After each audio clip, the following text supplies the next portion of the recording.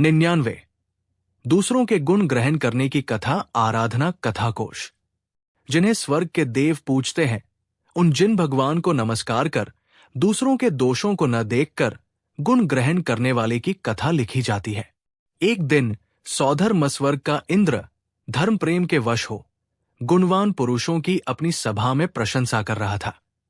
उस समय उसने कहा, जिस महात्मा का हृदय इतना उदार है कि वे दूसरों के बहुत से अवगुणों पर बिल्कुल ध्यान न देकर उसमें रहने वाले गुणों के थोड़े भी हिस्से को खूब बढ़ाने का यत्न करता है, जिसका ध्यान सिर्फ गुणों के ग्रहण करने की ओर है, वो पुरुष, वो महात्मा संसार में सबसे श्रेष्ठ है, उसी का जन्म भी सफल है।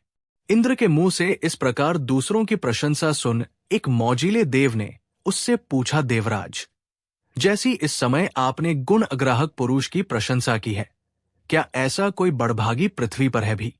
इंद्र ने उत्तर में कहा है, और वे अंतिम वासुदेव द्वारका के स्वामी श्री कृष्ण। सुनकर वो देव उसी समय पृथ्वी पर आया। इस समय श्री कृष्ण नेमिनाथ भगवान के दर्शनार्थ जा रहे थे। इनकी परीक्षा के लिए ये मरे कुत्ते का रूप ले रास्ते में पड़ गया। इसके शरीर से बड़ी ही दुर्गंध भभक रही थी।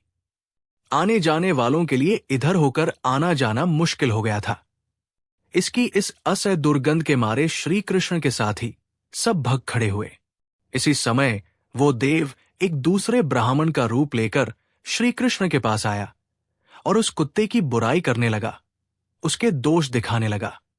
श्री कृष्ण ने उसकी सब बातें सुनसुनाकर कहा, आहा, देखिए, इस कुत्ते के दांतों की श्रेणी स्फटिक के समान कितनी निर्मल और सुंदर है। श्री कृष्ण ने कुत्ते के और दोषों पर, उसकी दुर्गंध आदि पर कुछ ध्यान न देकर उसके दांतों की, उसमें रहने वाले थोड़े से भी अच्छे भाग की उल्टी प्रशंसा ही की। श्री कृष्ण की एक पशु के लिए इतनी उदार बुद्धि देखकर वो देव बहुत खुश हुआ। उसने फिर प्रत्यक्ष होकर सब हाल श्री कृष्ण से कहा और उचित आदरमान करके आप अपने स्थान चला गया। उसी तरह अन्य जिन भगवान के भक्त भव्यजनों को भी उचित है कि वे दूसरों के दोषों को छोड़कर सुख की प्राप्ति के लिए प्रेम के साथ उनके गुणों को ग्रहण करने का यत्न करें।